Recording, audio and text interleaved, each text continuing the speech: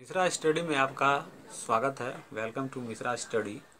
आज जो है हम ट्रिगोनोमेट्रिकल फंक्शन की सीरीज को आगे बढ़ाते हुए, जैसा कि आप यहाँ पर देख रहे हैं, प्रश्नावली 8.1 से संबंधित हम सवाल को बता रहे हैं। तो आज हम लोग जो है जैसा कि 1, 2, 3, 4, 5, 6, 7, 8 तक के सवाल को हमने जो है क्लियर कर दिया है। तो यहाँ पर आप देख सकते हैं। और आज जो है हम लोग 9वां सवाल को सॉल्व करेंगे। तो 9th नंबर वाले सवाल पढ़ लेते हैं एक बार, क्या कहता है। तो सवाल है कि त्रिभुज ABC में जिसका कोण B समकोण है, यदि tan A बराबर 1/√3 तो निम्नलिखित के मान ज्ञात कीजिए। तो त्रिभुज ABC में जो है जिसका कोण B समकोण है और दिया गया है कि tan A बराबर 1/√3 है, तो हमको जो है निम्नलिखित के मान ज्ञात करना है। तो number 1 sin A into cos C plus cos A into sine C। Number 2 cos A into cos C minus sine A into sine C। इसका वैल्यू हमको जो है इस दोनों का ज्ञात करना है। तो आइए इसको हम सॉल्व करते हैं। तो आप यहाँ देख रहे हैं कि हमने सवाल ऑलरेडी यहाँ लिख दिया है। एक बार आप पढ़ लीजिए पुनः कि त्रिभुज ABC में जिसका कोण B समकोण है, यदि tan A इक्वल टू 1/√3 तो निम्नलिखित के मान ज्ञात करें। Number 1 sin A into cos C plus cos A into sine C। cos into cos C minus sine into sine C, ये दूसरा नंबर का है। तो चलिए अब इसको फटाफट बनाने का प्रयास हम लोग करते हैं। तो हमारे चैनल को अगर आप सब्सक्राइब नहीं किए हैं तो सब्सक्राइब कर लीजिए, लाइक कीजिए, शेयर कीजिए ताकि अन्य भी छात्र को बेनिफिट मिले। तो चलिए इसको सॉल्व करते हैं। सबसे पहले देखेंगे कि दिया क्या गया है। तो पहले यहाँ लिखेंगे दिया गया है कि दिया गया है कि क्या दिया गया है कि त्रिभुज ABC में कोण B जो है वो हमारा क्या है, समकोण है। कोण B समकोण है। तो सबसे पहले हम क्या करेंगे कि एक ट्रायंगल बना लेंगे ताकि जो है पता चले कि प्रश्न क्या कह रहा है। तो हम लोग सबसे पहले एक ट्रायंगल बनाएंगे, उसके बाद इसको हम सॉल्व करने का प्रयास करेंगे। तो आइए सबसे पहले एक ट्रायंगल बना लेते हैं। तो ये देखिए एक ट्रायंगल हम बना दिए। तो ये हम एक समकोण त्रिभुज बना लिए, क्रिएट किए। तो यहाँ पर क्या कह रहा है प्रश्न से कह रहा है कि कोण B जो है वह समकोण है। तो ये हमारा कोण B हुआ, ये समकोण है।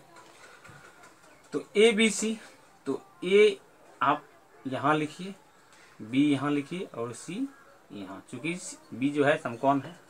तो अब देखिए कि त्रिभुज ABC में जिसका कोण B समकोण है, तो यहाँ पर हमने बनाया कि कोण B जो है समकोण है और दिया गया भी है कि त्रिभुज ABC में कोण B समकोण है। साथ ही जो है क्या दिया गया है कि tan A is equal to 1/√3, ये दिया गया है प्रश्न से। तो अब इसी से हम लोग सॉल्यूशन ढूंढेंगे, तब वैल्यू ज्ञात करेंगे।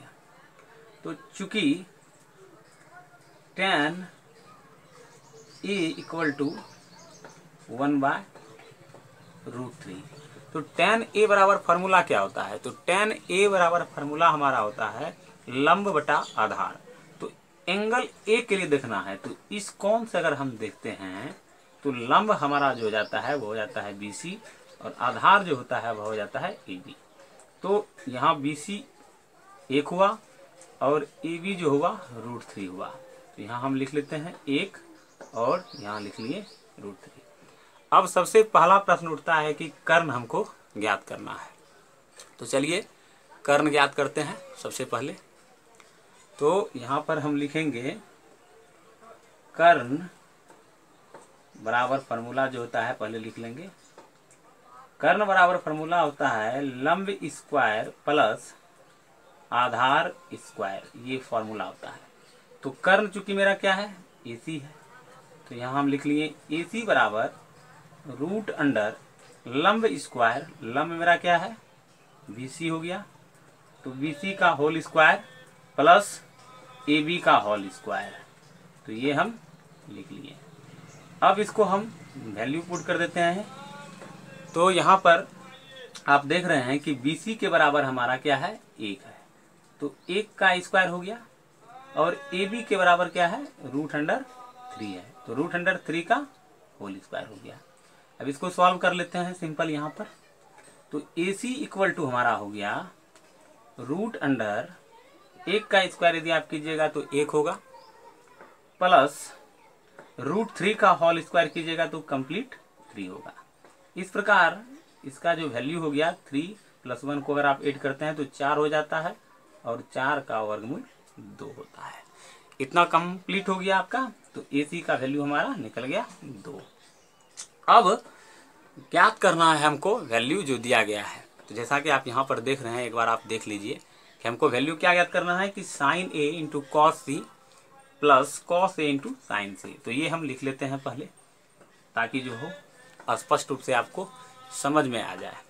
तो पहला नंबर जो है sin A × cos C plus cos A × sin C, ये वैल्यू ज्ञात करना है।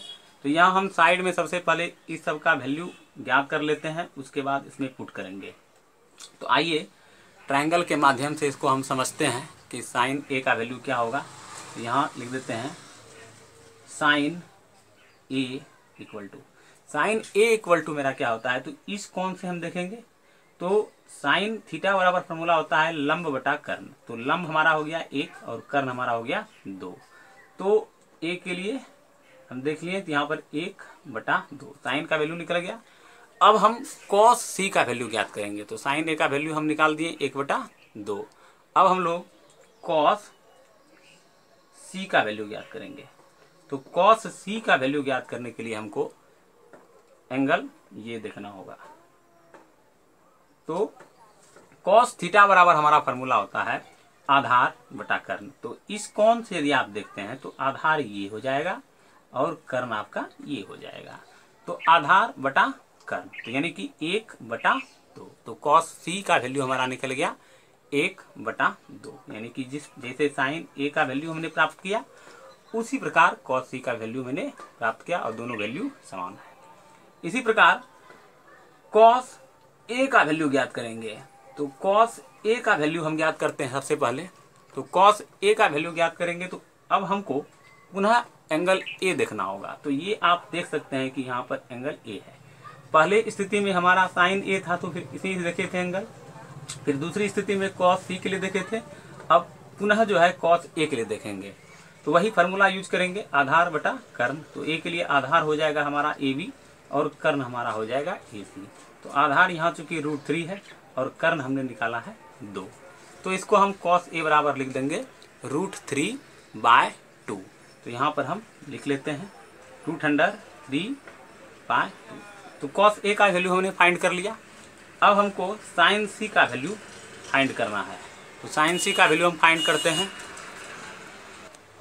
तो sin C के लिए अगर आप देखते हैं तो थोड़ा सा इसको हम सही कर लेते हैं पहले।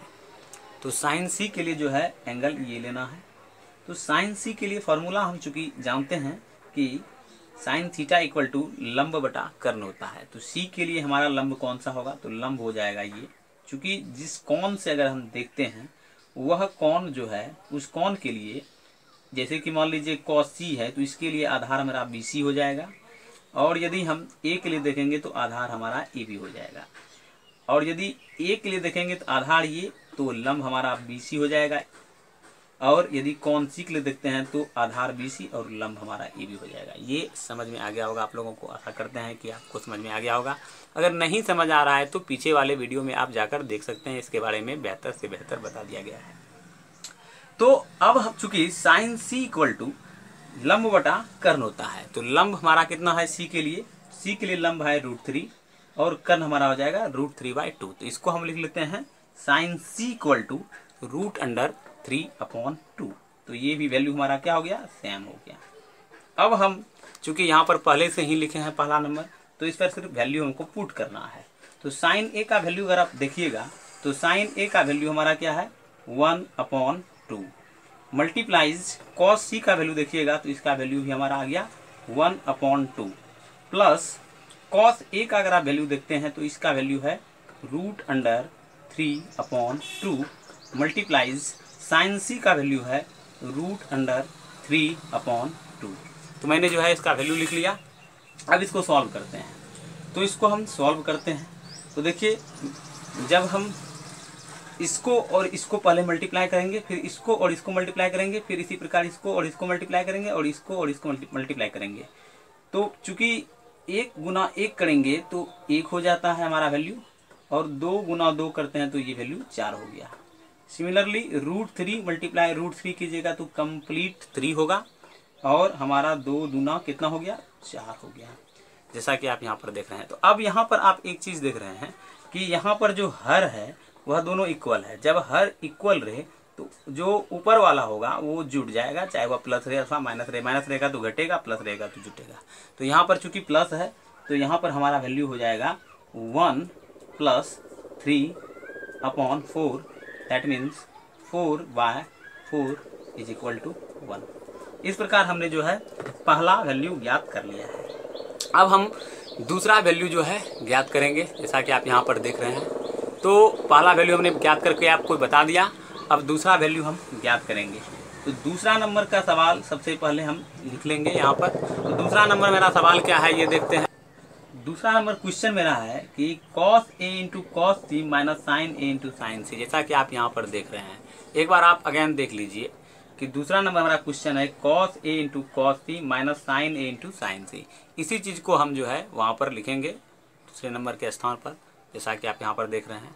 तो ये हम यहाँ पर इसका वैल्यू जो भी कह रहा है ज्ञात करने के लिए वो हम लिख लेते हैं। तो ये हमारा cos A × cos C और minus sin A × sin C, ये लिख लेंगे, sin A × sin C। तो ये देखिए हम लिख लिए हैं। अब चूंकि cos A का वैल्यू हमको पता है, यहाँ पहले ही बना चुके हैं हम, जैसा कि यहाँ पर हम सॉल्व करके आपको दिखाए हैं। तो sin A का वैल्यू, cos C का वैल्यू, cos A का वैल्यू और sin C का वैल्यू हमने ऑलरेडी ज्ञात कर लिया है। तो अब चूंकि हम ये सब वैल्यू तो ज्ञात कर चुके हैं, अब हमको सिर्फ इसका वैल्यू रखना है। तो इसका वैल्यू रखने के लिए हमको क्या करना होगा, तो आइए इसको हम लिखते हैं पहले, जो वैल्यू हम ज्ञात किए हैं। तो यहाँ पर आप चूंकि देख रहे हैं कि sin A का cos A का वैल्यू जो है, जैसे कि यहाँ पर आप देख रहे हैं कि cos A का वैल्यू जो है √3/2 है। तो यहाँ पर हम थोड़ा सा इसको हम स्पष्ट कर देते हैं। यहाँ तो आपको हम दिखा चुके हैं, ये देख लीजिए एक बार आप, मेरा क्या प्रॉब्लम सवाल है, समस्या क्या है। अब यहाँ पर हम इसको सॉल्व करेंगे यहाँ पर। तो यहाँ पर हम इसको सॉल्व करने का प्रयास करते हैं। तो यहाँ पर हमारा cos A का वैल्यू, जैसा कि मैंने आपको बताया कि √3/2, यहाँ भी आप देख सकते हैं कि cos A का वैल्यू हमने √3/2 पुट किया है। इसी प्रकार cos C का वैल्यू हमारा हो गया हाफ, cos C का वैल्यू हमारा हाफ हो गया, और माइनस चुकी है, फिर sin A का वैल्यू हमारा 1/2 हो गया, और गुना sin C का वैल्यू हमारा हो गया √3/2। तो अब इसको हम सॉल्व करते हैं। तो √3 × 1 तो मेरा वैल्यू हो जाएगा यहाँ पर √3, और 2 दूना कितना होता है, 4 हो गया, माइनस उसके बाद 1 × √3 तो दैट मीन्स √3, फिर 2 दूना कितना हो गया, 4। तो यहाँ पर भी आप देख रहे हैं कि हर जो है वह क्या है, इक्वल है। तो जब हर इक्वल रहे तो बस ऊपर वाला जो है वो हो जाएगा, ये 4 हो गया, ये हो गया √3 माइनस √3, और दोनों घट कर क्या हो गया, 0। तो 0 हो गया यहाँ पर, तो 0/4 = 0। इस प्रकार हमने जो है दोनों का वैल्यू ज्ञात कर लिया। तो यदि हमारा वीडियो आप लोगों को पसंद आ रहा है तो कृपया हमारे चैनल को सब्सक्राइब कर लीजिए, लाइक कीजिए, शेयर कीजिए और कमेंट भी कीजिए, ताकि जो है हम मोटिवेट हो सकें आपसे, और इसी प्रकार का आपको सेवा प्रदान हम कर सकें। तो हमारे चैनल को आप सब्सक्राइब ज़रूर कर लीजिएगा। मेहनत करनी पड़ती है, आपके पीछे थोड़ा मेहनत कर रहे हैं, तो आपका फ़र्ज़ बनता है कुछ ना कुछ जो है हम लोगों को भी प्रमोट करने का। तो ठीक है, अगले वीडियो में हम मिलेंगे। आज के लिए जो है, आज का क्वेश्चन 9 था, मैंने बताया। तो आगे का क्वेश्चन हम अगले वीडियो में सॉल्व करेंगे। Thank you for watching my video. धन्यवाद वीडियो देखने के लिए।